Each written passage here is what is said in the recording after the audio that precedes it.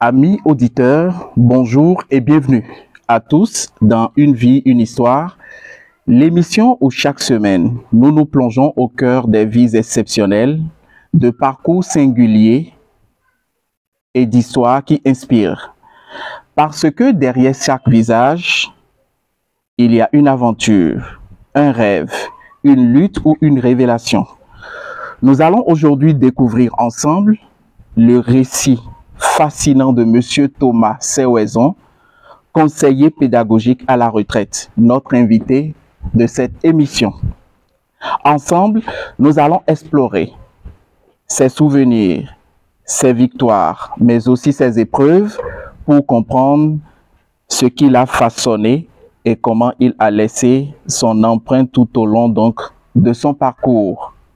Installez-vous confortablement pour découvrir tout ce que nous voulons partager avec vous à travers Monsieur Seoezon Thomas, le conseiller que nous recevons aujourd'hui. Monsieur Seoezon Thomas, bonjour. Bonjour, monsieur le journaliste. Soyez donc le bienvenu et merci également pour votre disponibilité. Merci, mon cher ami. Aujourd'hui, nous sommes là pour vous recevoir sur votre parcours. Nous savons que, un peu comme nous l'avions dit tantôt, c'est un parcours élogieux et qui permettra à tous ceux qui nous écoutent ou qui nous suivent de vous découvrir davantage. Seoezon Thomas, nous vous avons vu quand vous étiez au front. Vous étiez très actif dans le monde ou dans tout ce qui concerne l'éducation dans ce pays, le Bénin. Nous allons aborder la toute première étape de notre entretien qui va porter sur votre enfance et vos origines. Pouvez-vous nous parler de votre enfance? Oui, mon cher ami. Mon enfance, oui, tout homme a été enfant avant de devenir grand adulte. Je suis né dans ce village de Dagleta. Ça, c'est en 1963, précisément le 12 février. Et donc, je suis né de Madame Seoezon. Elle s'appelle Lali Akhicheme. Lali Akhicheme. Lali Akhicheme. Mon papa, c'est Feu Seoezon Simenou. Voilà. Donc, ce sont ces deux personnes qui m'ont mis au monde. Au moment où j'avais l'âge scolarisable, elles se sont entendues pour me mettre à l'école. Ça veut dire que papa et maman se comprenaient très bien. Très bien, très bien. Il y avait de l'harmonie dans leur foyer. Quand bien même, c'était un foyer, excusez-moi, analphabète. Quand vous parlez de l'école, ça c'est l'école des Blancs. L'école des Blancs, voilà. L'école du Blanc. Ils ont dû s'entendre pour me mettre à l'école, ma grande sœur et moi. C'était à Dagleta ici? L'école était à Togudo. Et donc, il n'y avait pas d'école à Dagleta en ce moment. Et ils m'ont mise à l'école en 1970. Ma sœur aînée et moi, paix à son âme. Moi, j'étais plus précisément demandé à aller à l'école par mon feu père, parce que lui, il avait l'ambition de voir sa fille évoluer.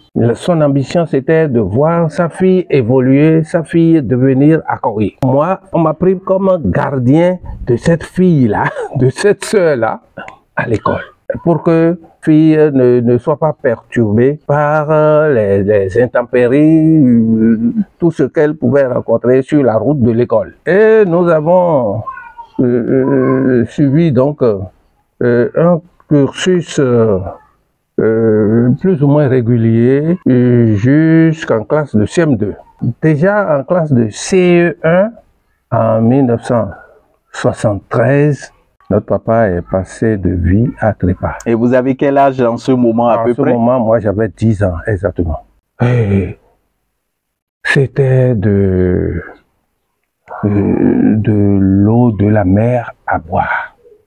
Parce que, vous voyez, le papa qui quitte les enfants comme ça. Nous étions 4 enfants de ce couple. 4. 2 garçons, 2 filles. Et donc, ma soeur aînée et moi, nous étions les deux à être scolarisés. Les deux plus jeunes, mon jeune frère et ma jeune soeur, celle que vous avez vue là, ils étaient à la maison. Ma jeune soeur, elle n'avait pas même l'âge scolarisable avant que papa ne nous quitte. Donc c'est comme ça. Nous avons mené la bataille. Mais moi, je ne sais pas comment le truc m'est arrivé. Depuis qu'on m'a mis à l'école, quand j'entre dans la salle de classe, l'esprit qui m'anime est d'aller finir les études, d'aller au plafond. C'est l'esprit là qui m'anime. Chaque fois que j'arrive dans la classe, je dis, bon, moi, depuis le CI, hein, quand j'arrive en classe, je me regarde dans la classe, je dis, bon, ça, je suis en classe pour étudier la langue d'autrui et c'est le papier qu'on étudie ici. Bon, moi, je vais finir là où ça finit. Donc, c'est ce que je me disais. Mine de rien, et c'est comme ça, j'ai franchi les différentes étapes de l'école. Quand bien même papa est décédé, bon, maman a dit, ben, votre papa est décédé, mais vous n'allez pas rester à la maison. Voilà un point fort. Papa est parti, mais vous n'allez pas rester à la maison. Je me battrai pour que vous soyez à l'école.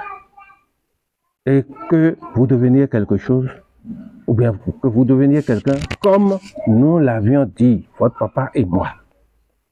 Et je dis, ah, donc, la dame là, elle a un caractère. Donc nous avons continué, ma soeur et moi. Nous sommes arrivés en classe de CM2. C'est là où on a rencontré la deuxième difficulté, je veux dire, après le décès de notre papa. Et la deuxième difficulté était qu'il fallait avoir l'acte de naissance pour aller à l'examen, pour être candidat.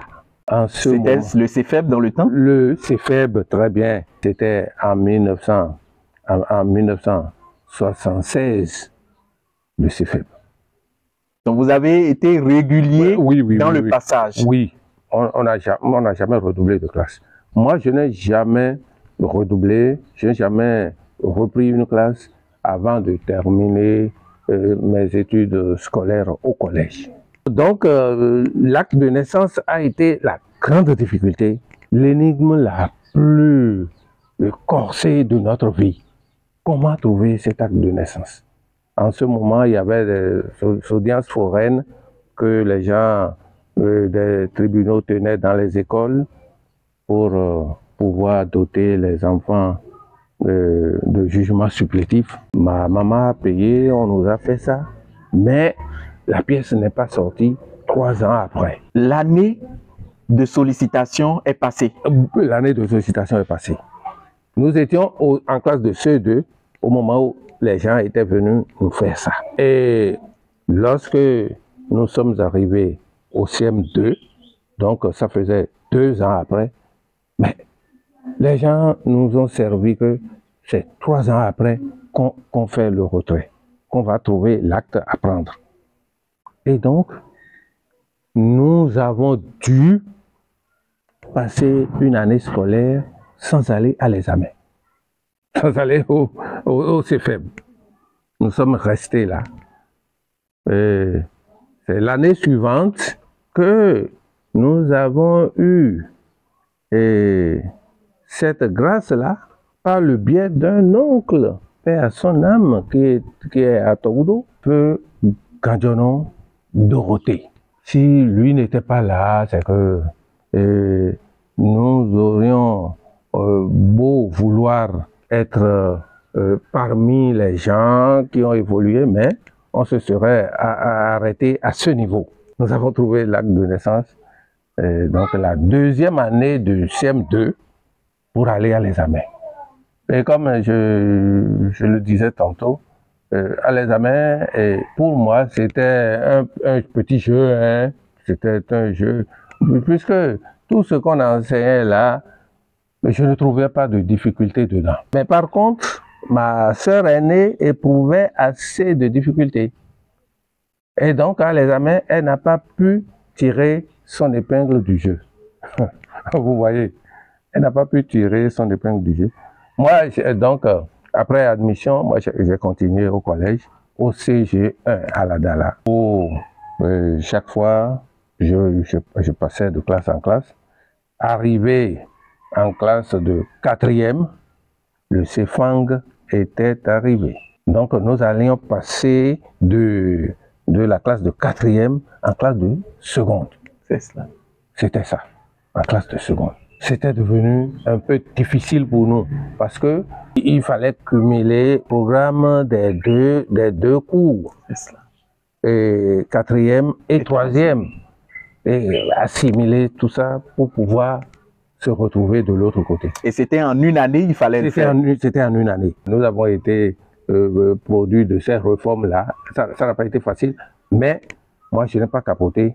J'ai pu quitter la classe de 4e là pour aller en seconde avec une moyenne de 11, je crois. Qu'est-ce qui était votre force en ce moment? Non, ma force, c'est que je dois aller au bout. Je dois aller à la fin des études. Là où ça finit, c'est là que je vais finir. Avec le BEPC très corsé, ma maman, toute seule, et vieillissant un peu, elle a dû me faire asseoir pour me faire entendre raison. Elle m'a dit, mon garçon, c'est bon, je suis contente de toi, mais actuellement, mes forces, ça me nuise. Mes forces, ça me nuise. Je ne pense pas trouver les ressources pour que tu puisses continuer. Je sais que tu as la volonté, mais je n'ai pas les moyens. Évidemment, dans le temps, je me battais également avec la maman. Donc, vous savez, la maman, une ménagère, donc une cultivatrice, et on était dans les champs avec elle. Tous travaux de champs étaient bienvenus chez nous.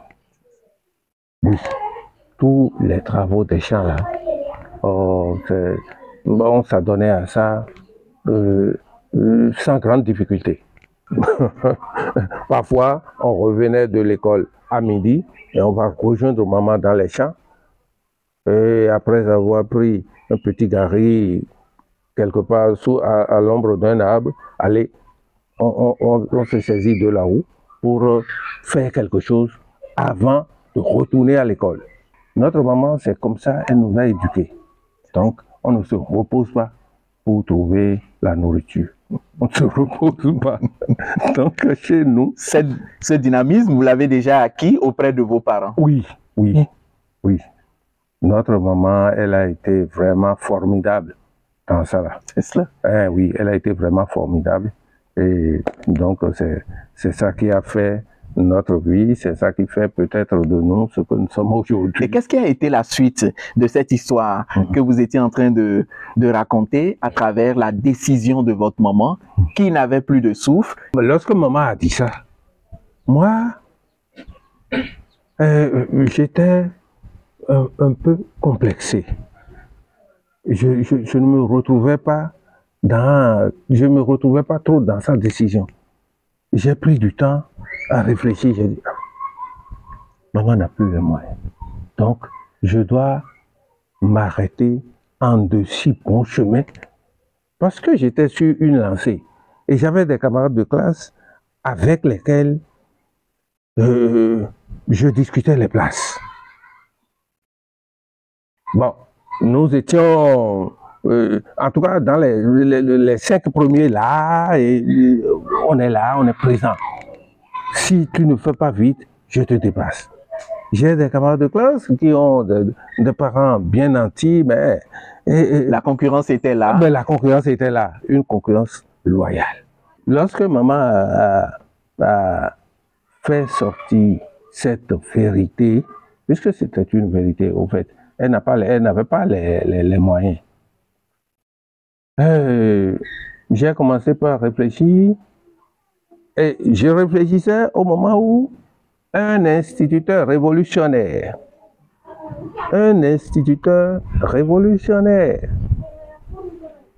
était venu servir dans mon village. Bon, ils étaient deux. Il y avait Appelleté François, monsieur Appelleté François, et monsieur Kenifor Basile. Donc les deux étaient venus servir à l'école là, l'école de mon village. Et puisque moi, j'étais sorti avec le BPC, j'ai tout fait pour continuer en classe de seconde. J'ai travaillé, j'ai bataillé dans les champs pour continuer en classe de seconde. Mais maman, sa décision est là, elle dit, je ne peux pas continuer avec. Bon. Lorsque les camarades jeunes instituteurs révolutionnaires aussi, qui s'étaient fait amis à moi, venaient me sensibiliser puisque je leur expliquais tout de ma vie. Ils venaient me sensibiliser, me disaient, mais mon frère, tu sais, nous-mêmes, on avait voulu aller loin, mais c'est comme ça et on a été bloqué, c'est ça. Donc, il faut voir, il faut écouter ce que ta maman dit. Je vous jure que je n'ai pas voulu abandonner. Encore moins les écouter pour devenir instituteur comme eux. Je disais tout sauf instituteur. Tout sauf instituteur. Bon, mais les camarades me disaient tout, ils me faisaient tout. J'ai dû les abandonner pour aller à Cotonou, pour me rendre à Cotonou et trouver asile chez un frère du village pour aller trouver quelques jobs au port autonome de Cotonou. Hein? Transporter les marchandises au port autonome de Cotonou, j'ai fait ça. J'ai fait ça. Ça, c'était en 1981. 1981. Donc, j'ai fait ça. Mais chaque fois que je revenais au village, les deux amis là, les deux instituteurs là, ils ne m'ont pas lâché. Ils venaient me dire, mon frère, tu vas devenir instituteur, non? Tu vas faire, non? Nous sommes déjà dedans. Tu vas faire, non? Là, ça va être beaucoup plus stable pour toi. Il faut reconnaître aussi que c'est l'œuvre du destin. Hein? C'est cela. Oui. Sinon, au moment où je faisais le tour au port autonome de Cotonou, un communiqué était arrivé au port là, et les gens sont venus afficher. Ils disent, les titulaires du brevet, les titulaires du BPC n'ont qu'à amener leur attestation pour aller à l'armée marine. À l'armée marine. et donc, mais moi, après l'admission au BPC, je n'ai pas eu encore l'attestation. C'est cela. Et de l'autre côté, j'étais encore petit. C'est ça. Plus jeune. J'étais encore plus jeune. Voilà. J'étais encore trop jeune. Et je ne sais pas si ma taille pouvait permettre que les gens me prennent en ce moment. Mais de toutes les façons, je n'ai pas eu la pièce pour pouvoir postuler. Et donc, revenu à la maison, et les autres amis m'ont demandé les renseignements pour avoir mon relevé au BPC. Donc, les renseignements de composition là, numéro de table, centre, tout ça là. Bon, j'ai donné.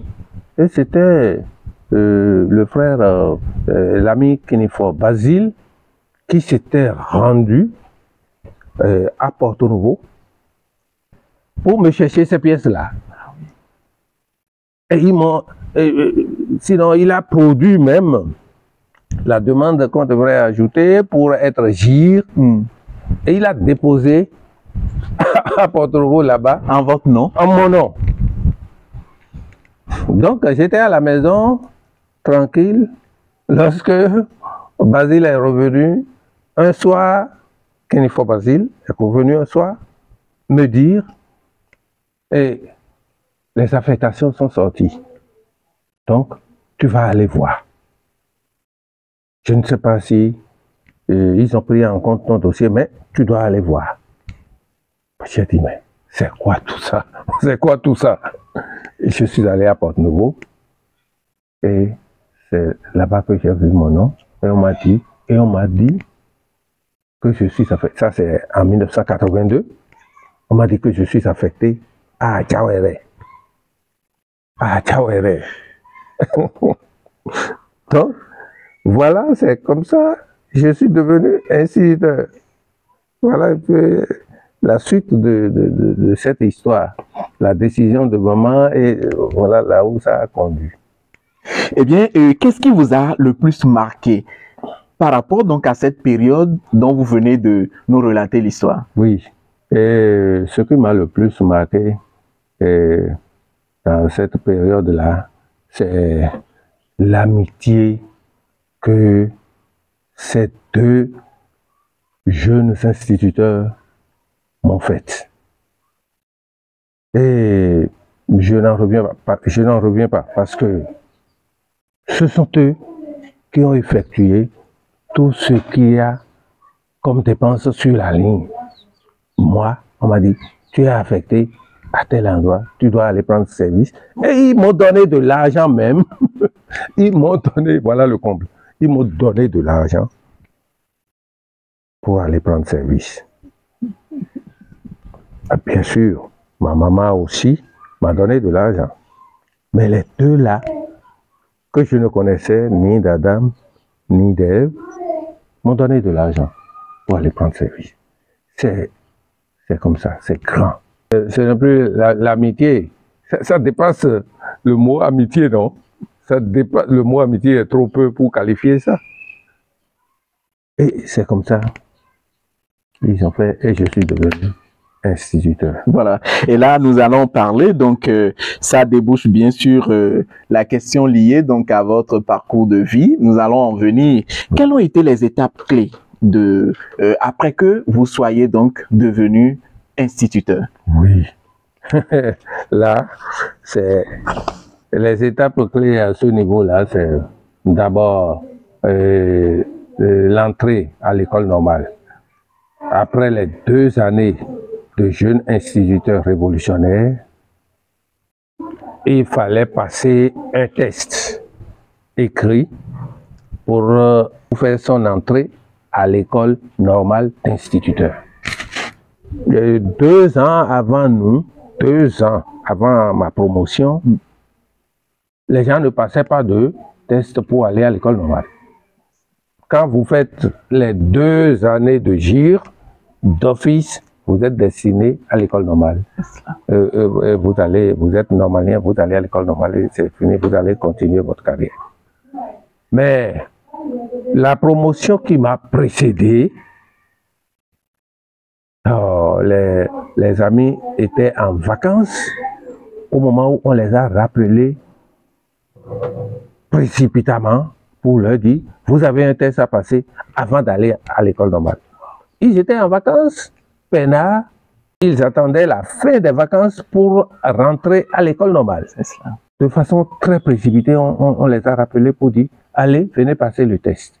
Il y avait en ce moment des gens qui n'étaient pas informés et donc qui n'ont pas passé le test et qui étaient laissés sur les carreaux. Ah oui. Voilà les injustices de l'administration aussi. Donc, mais après eux, nous, on était déjà donc informés. Nous, on était informés que, donc il y a un test qu'il faut subir avant d'aller à l'école normale. Bon, comme ça, nous, on s'est préparés. Moi, j'habitais le même local que un collègue de promotion. Père à son âme, lui aussi, il est allé à la retraite avant de décéder. C'est cette année même qu'il est parti. C'est Bebo Félix, il est d'Abomey. Nous avons décidé ensemble d'étudier. On a dit que le test là, c'est dictée et question. Le test pour entrer à l'école normale, c'est dictée et question. Le frère aîné de Félix lui a remis un gros livre de grammaire. Un très gros livre de grammaire. Pour s'entraîner. Pour s'entraîner, voilà. Et Félix a ramené ça et ensemble, chaque soir, au sortir des classes, à côté de la préparation de fiches, nous faisons dictée et question. Arrivé à ce test-là, le jour-là, tous deux, nous avons tiré nos épingles du jeu. Ça nous a été très facile. Moi, on m'a classé à Porto-Novo, Léni Ouémé. Et Bebo Félix, lui, il a été classé à Léni Zou, donc à Boycon. Puisque lui, il est du Zou, donc on l'a classé là-bas. Et nous sommes sortis également avec le CEAP. C'est là, moi, j'ai eu mon premier poste d'affectation, et c'est dans ce Bodoin. Ah oui. L'école d'Aoundouamé à Tia. L'école s'appelle EPP Aoundouamé à Tia. J'ai travaillé là pendant 7 ans comme ça. Et puisque le malheur n'arrive jamais seul, vous voyez, ce que j'avais connu comme difficulté de parcours au départ.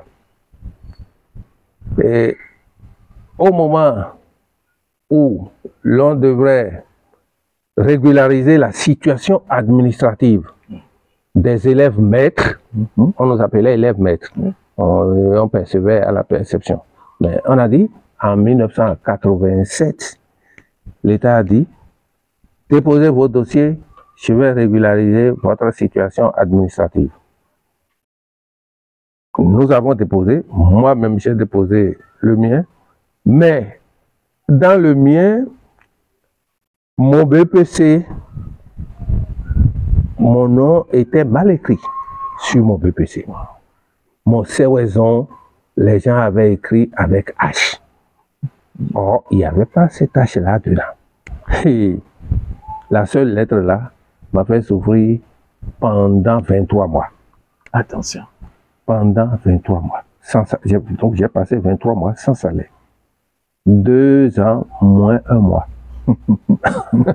Juin 87, c'est en mai 89 que j'ai eu le premier salaire. Vous voyez, on nous a coupé de la perception et c'est terminé. Donc la souffrance, la galère était au rendez-vous. Bon, donc j'ai traîné tout ça et puis, mais finalement, ça a été rétabli. Ça a été rétabli peut-être de la croix. Il a fallu la croix et la bannière. C'est après la correction là donc que j'ai eu l'acte qui corrige le rectificatif. C'est ça. J'ai eu l'acte là et on m'a dit, chaque fois que tu veux demander l'attestation de ton BPC, ajoute-nous ce correctif. C'est ça. Pour qu'on puisse établir en bonne et due forme l'attestation. Et c'est ça que j'ai fait jusqu'à la fin. Au bout donc de tout ce que vous venez de partager avec nous, oui. Votre cursus, puisque nous avons appris que vous avez servi également à Alada, comment en êtes-vous venu à Alada avant votre retraite? Oui, voilà. Voilà, merci beaucoup. Et donc, après mes 7 années à mon premier poste là, j'étais tranquille, un beau matin, on m'a affecté à un autre poste qui est à 30 km de la ville. on m'a affecté à l'école primaire publique de Domé. Ça s'appelle Domé, Domé-Ouadougon. Donc, je suis allé prendre service là-bas. J'étais un peu perdu dans tout ça. J'ai dit, mais c'est quoi tout ça? J'étais allé prendre service. Et jusque-là, évidemment, jusque-là, je n'avais pas, avec les tracasseries de correction à faire sur le diplôme de BPC, je n'avais pas eu le temps de postuler pour le CAP, le certificat d'aptitude pédagogique CAP. Je n'ai pas eu le temps de postuler à l'écrit du CAP avant d'aller à Domela. Donc, arrivé là-bas, j'ai dit, bon, maintenant, nous sommes prêts, mais nous sommes déjà prêts et mes camarades sont déjà en train d'aller. Et il y a des camarades qui étaient déjà reçus au CAP. J'ai dit, ah, il faudrait que je postule. Quand vous êtes quelque part, vous êtes dans une carrière quelque part, dans un métier quelque part, il faut chercher à aller de l'avant. C'est cela. Donc j'ai postulé et vous savez, le CAP en ce moment-là, ce n'était pas facile. Ce n'était pas... Que voulez-vous dire par là? Non, c'était pas facile que je suis en train de dire, c'est que c'est une formation avant d'aller faire cette composition-là. C'est une formation de l'autodidacte. Hein. Oui, vous devez vous former vous seul et c'est terminé. Aujourd'hui, quand on dit il y a CAP, il y a tout un programme de formation qui est établi et on appelle les gens, ceux qui sont candidats là, on les forme plusieurs fois. Donc, il y a un suivi maintenant. Il y a un suivi maintenant. Lorsque les jeunes amis vont au CAP, maintenant là, c'est taux de réussite 90%, 98%. Vous voyez, au moment où on a été, taux de réussite 3%, 5%. Vous ne connaissez pas le programme sur lequel on va vous évaluer. Vous ne connaissez pas un programme. Vous y arrivez et on vous apporte les sujets seulement. Et c'était très corsé dans le temps. C'était vraiment corsé. Il fallait être pointu, vraiment, véritablement pointu pour pouvoir réussir. Sinon, vous faites ça, vous allez faire de cela un pèlerinage. Et en votre temps, comment cela s'est passé? Non, moi, je suis allé, lorsque j'ai pris position pour cette première fois à Domela, je suis allé composer. Les résultats sont sortis et j'étais admis. J'étais admis tranquillement. Et nous étions 12 dans la circonscription scolaire de Zobodomé. Nous étions 12 à être reçus. Donc, après ça, il faut maintenant passer la pratique et l'oral. C'est, voilà, là où j'ai eu encore des amertumes. Oh. Je suis allé à la pratique.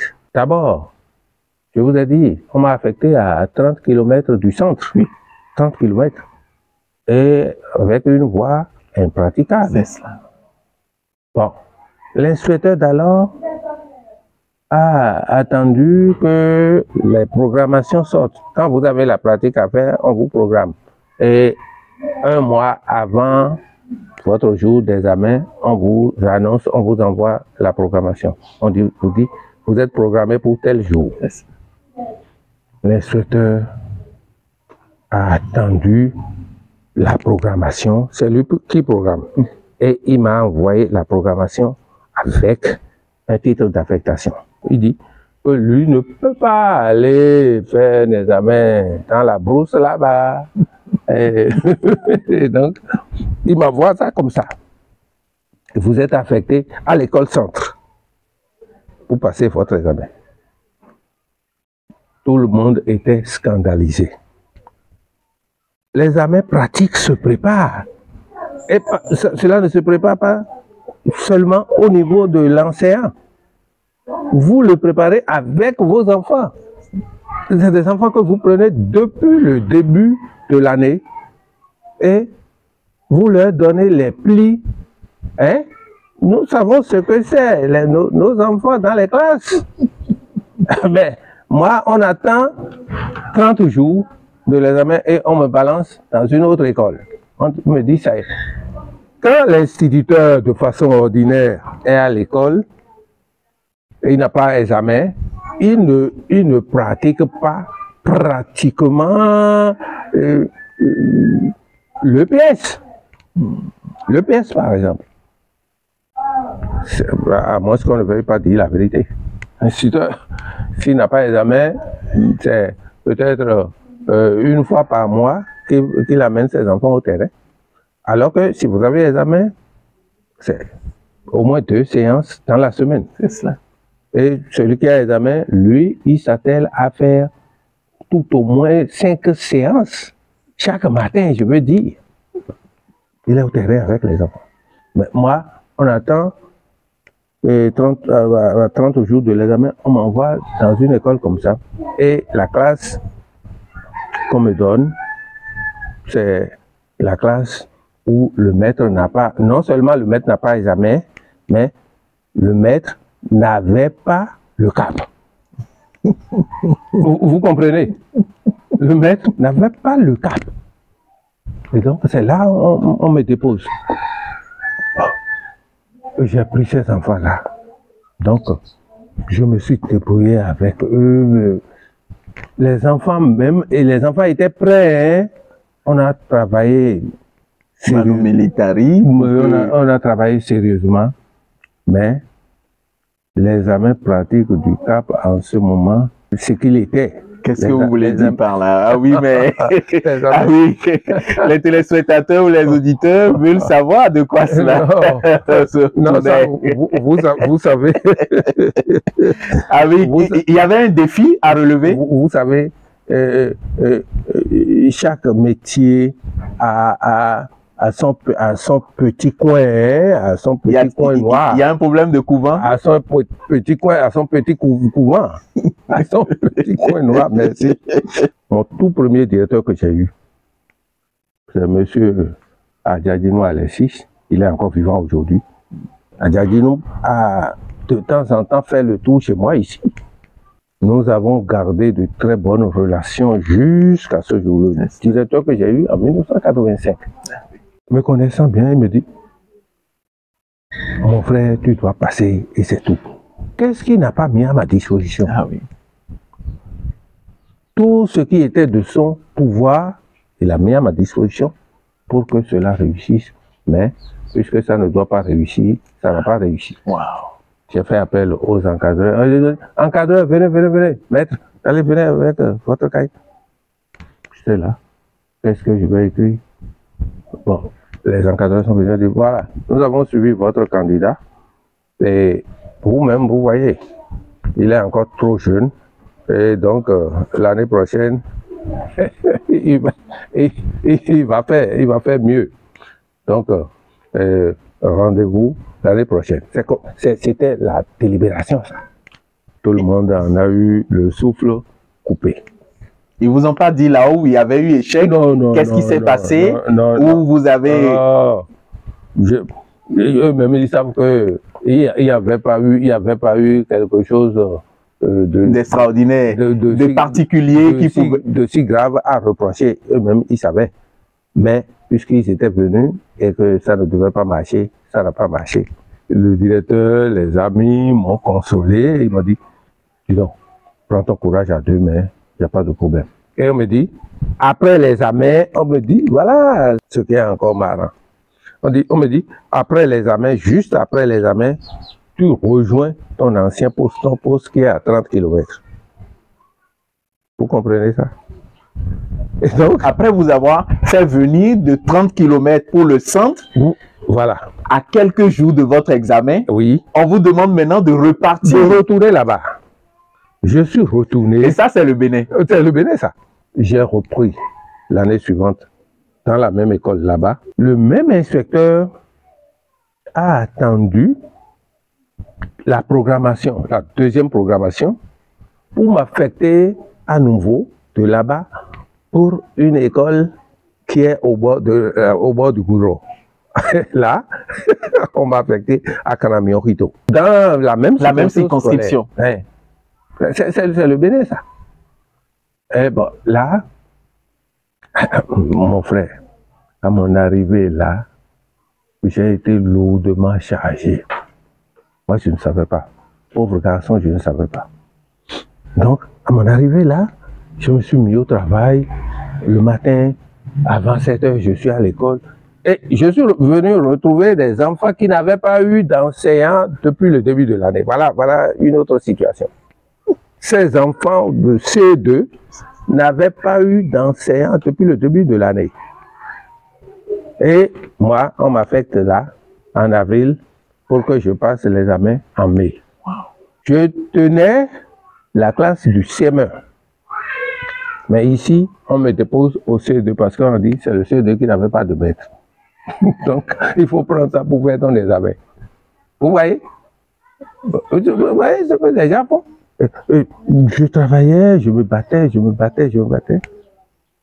Et le directeur de l'école, un soir, j'étais allé chez lui, ça c'est une confidence, j'étais allé chez lui pour retirer mon cahier de ma préparation. Quand vous déposez votre préparation le vendredi soir, et vous allez retirer le dimanche pour pouvoir apprêter votre classe le lundi. Donc j'étais allé le dimanche soir pour le retrait de mon cahier et le directeur Feu Gédézoumé Donatien, paix à son âme, il m'a dit, mais maître, attends. Il m'avait déjà remis le cahier, hein, et je retournais pour la maison, rejoindre ma maison. Donc il a dit, maître, attends. J'ai attendu. Il a dit, oui, directeur. Il dit, mais c'est comme ça que tu travaillais.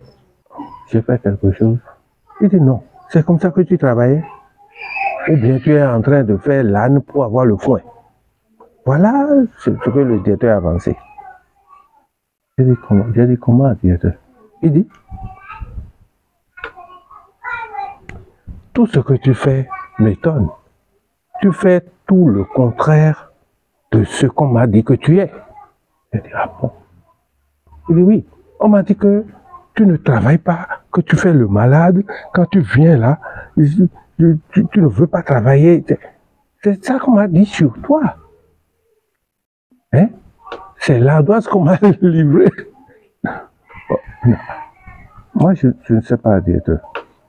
Bon, de toutes les façons, vous aurez le temps de constater ce que je suis. Il dit, et le directeur me dit, bon, tel que je t'ai suivi, tu ne savais pas que je te suivais attentivement depuis 2 semaines, mais tel que j'ai vu là, il faut continuer comme ça et tu verras ce que tu vas devenir. Continue comme ça. Je dis, merci directeur. Et je suis rentré. Donc, voilà ce que les gens font. Ce n'est pas facile, hein. Ce n'est pas facile. Le jour de l'examen arrive et ça y est, j'ai planché comme d'habitude. Et maintenant, mais avant le jour J, mon directeur, dont je vous ai parlé tout à l'heure, là, il m'a dit,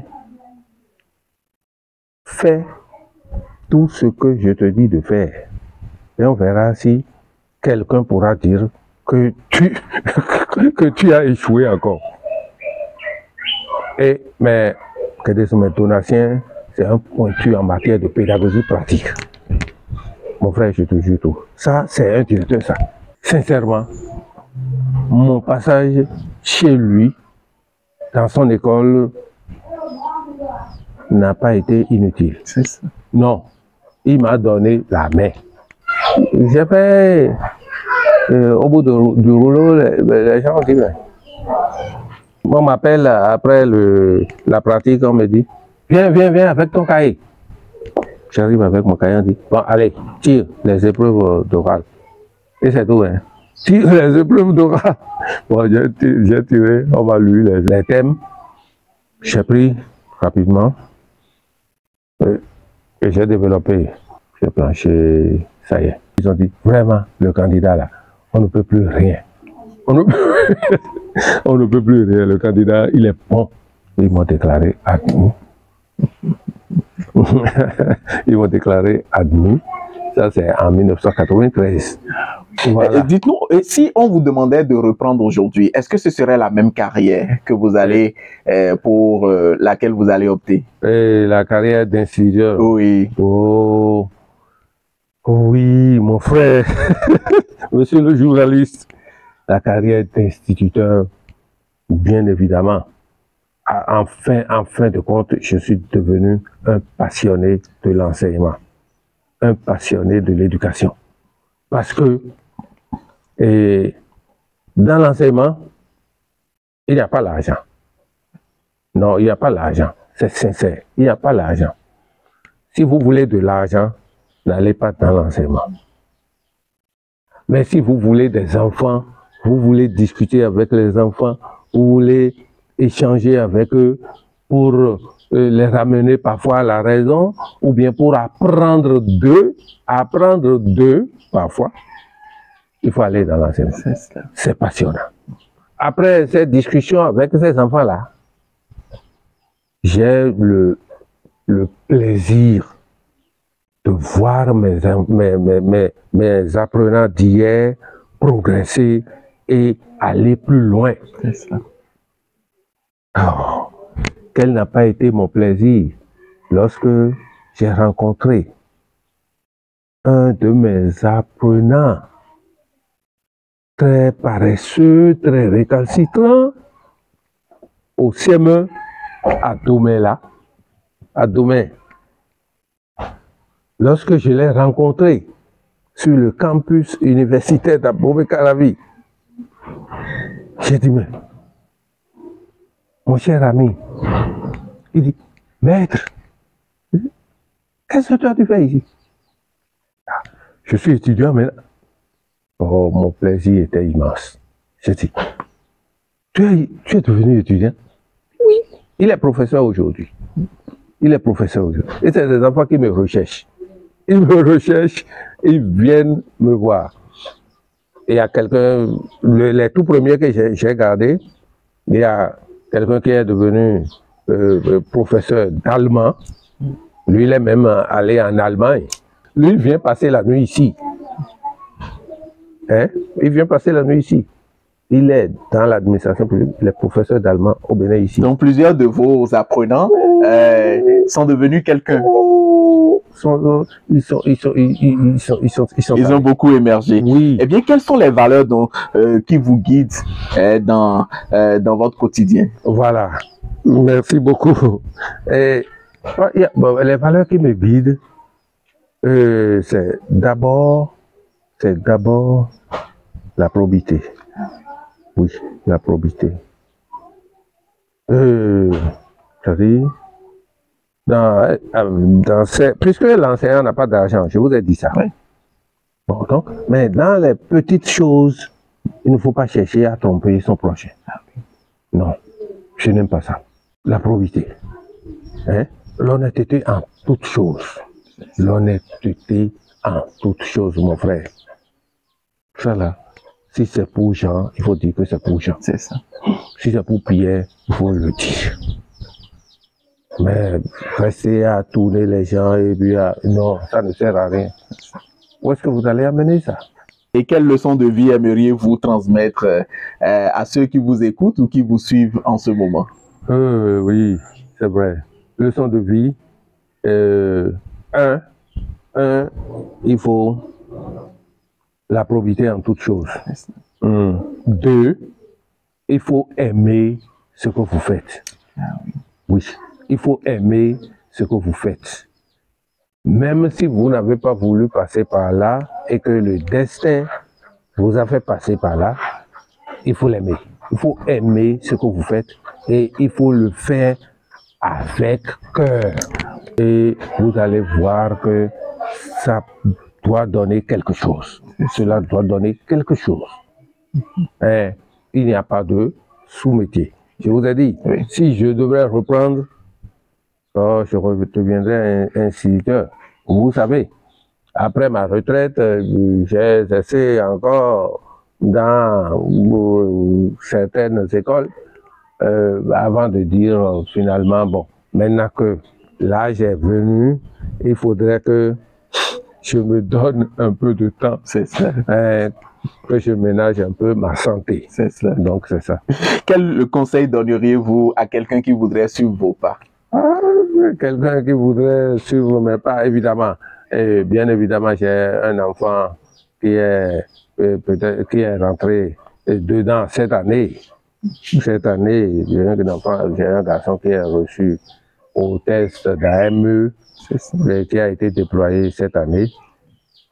Je dirais à quelqu'un qui voudrait suivre mes pas que ce n'est pas facile, mais ce n'est pas impossible non plus. Ce n'est pas facile, mais ce n'est pas impossible. À cœur vaillant, rien d'impossible du tout. Si vous avez la volonté, une volonté ferme, vous allez faire. Vous allez faire et vous allez réussir. Quels étaient vos projets que vous êtes en train d'aborder actuellement pour le futur? Oui, voilà. Voilà, mes projets, les projets de quelqu'un qui est au repos comme moi, vous voyez. L'unique projet qui me tente beaucoup et que j'ai commencé par aborder à petits coups, c'est l'élevage. L'élevage. Élevage de la volaille d'abord. La volaille d'abord. Mais à côté de la volaille, je me suis dit que si la volaille prend, après, je vais continuer avec la pisciculture. Donc, si Dieu pouvait me prêter la vie, je crois que dans le futur, je développerai cela. C'est cela. Et si, par exemple, vous aviez une opportunité d'explorer toute une nouvelle voie, laquelle choisirez-vous, par exemple? Nouvelle voie. Si aujourd'hui, quelqu'un vous proposait, par exemple, de rentrer en politique, de faire, par exemple, d'autres activités autres que celles que vous venez de partager, énumérer. Justement. Oui, mon ami. Et politique, la voie politique, c'est une voie qui ne me tente pas trop parce que il y a trop de mesquinerie sur cette voie-là. Et plutôt, autre voie que je voudrais embrasser, c'est la voie de conseiller. Oui, la voie de conseiller en matière de pédagogie. C'est ça. Entre-temps, j'avais fait un projet que j'ai déposé à l'INUFRE et qui a valu qu'on me nomme parmi les membres CETIS. C'est ça. Donc, j'ai fait un mandat de 5 ans à l'INUFRE.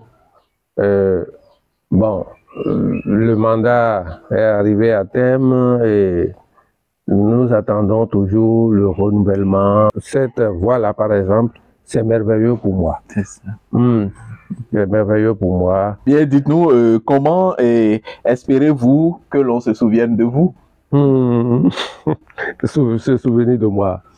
Se souvenir de moi. Oui, se souvenir de moi, c'est ce que j'espère le plus, c'est les apprenants,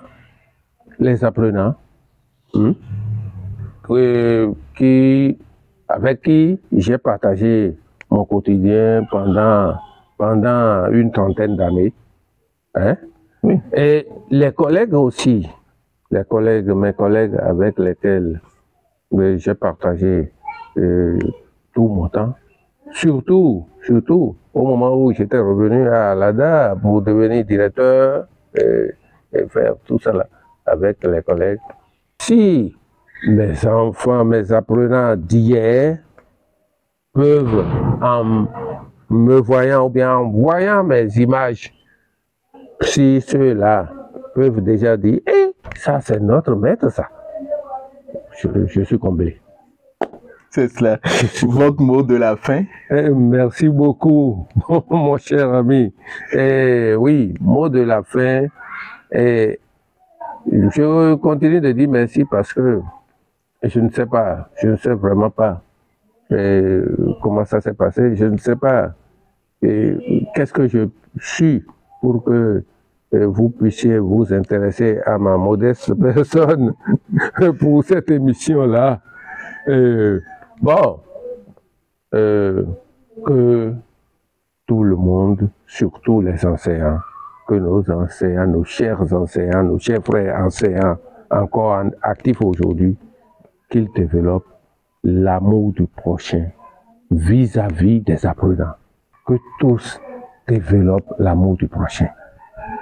Quand vous avez l'amour du prochain vis-à-vis des apprenants, mon frère, vous n'allez pas vouloir leur faire du mal.